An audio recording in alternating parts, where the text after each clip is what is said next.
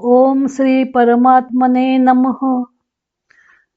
ज्ञानदेवांचा आत्मसंवाद प्रकरण 2. सद्गुरु वंदन. सद्गुरु परमात्म्याची निवृत्ती ही स्वयंभू आहे. ओवी आहे 72 व 73. सद्गुरु परमात्म्याचे नाव निवृत्ती आहे, पण ही निवृत्ती प्रवृत्ती सापेक्ष नाही, ही गोष्ट ज्ञानदेव दृष्टांताने स्पष्ट करत आहेत. ज्ञानदेव म्हणतात, आपण पै देऊनी राती दिवसा आणि उन्नती, आणि का वारी निवृत्ती नोहे तैसा. सूर्य ज्याप्रमाणे रात्र नाहीशी करून दिवसाची उन्नती करतो, तशा प्रकारची प्रवृत्तीचा नाश करून आणलेली ही सद्गुरूंची निवृत्ती नाही. वोपसर याचे बळ घेऊनी मिरवे कीळ, तैसे रत्न नव्हे निखळ चक्रवर्ती हा. वोपसर म्हणजे रत्न जडवण्याच्या कोंदणातील चमकदार पूट, कीळ म्हणजे तेज. कोंदणातील चमकदार पुटामुळे रत्नाचं तेज वाढतं. अशा रत्नासारखे हे निवृत्ती नाहीत, तर हे निवृत्तीचे निखळ चक्रवर्ती राजे आहेत. स्वामी स्वरूपानंद याचं अभंग रूपांतर करताना म्हणतात, अंधारा ते देखे म्हणून या काय, करी दिनोदय चंडरश्मी, तैसे प्रवृत्तीसी निवारी म्हणून नव्हे अभिधान निवृत्ती.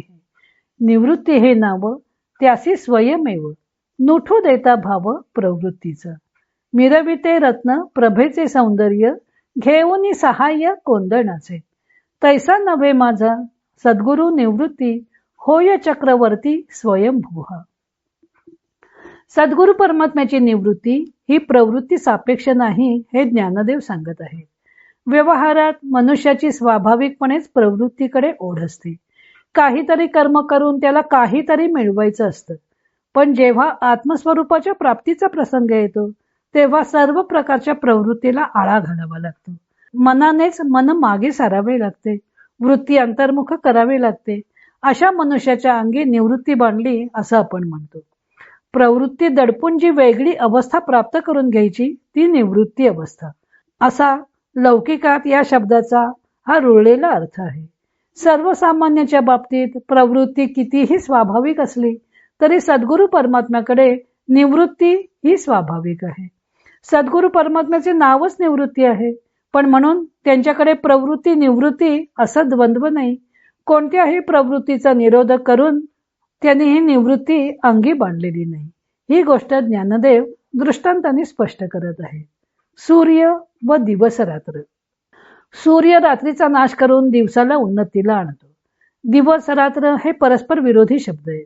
भगवान सूर्यनारायण असताच गेले की ते जगावर अंधाराचे साम्राज्य पसरवून जातात, आणि उदयाचलावर येताना त्या अंधाराचे निवारण करून सर्व जगताला प्रकाश देतात.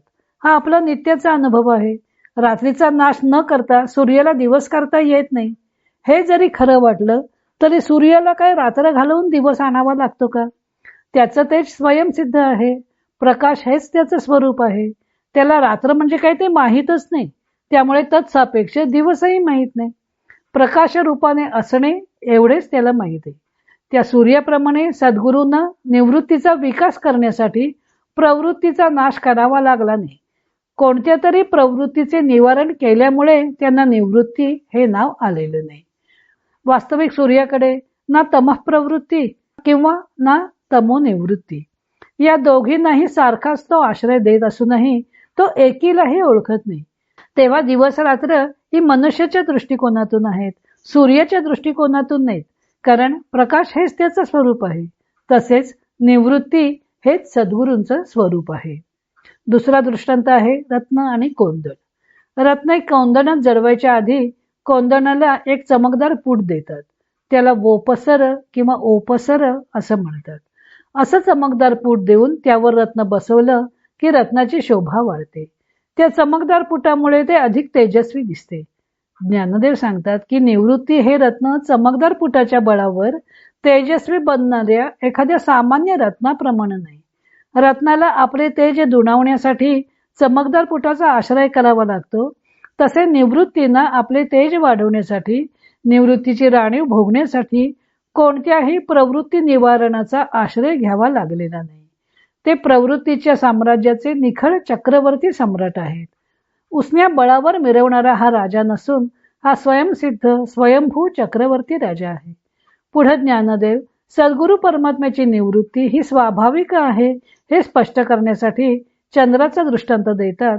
तो भाग आपण उद्या पाहू.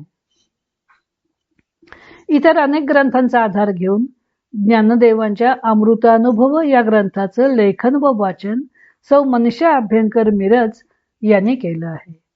हरिओम तत्सत.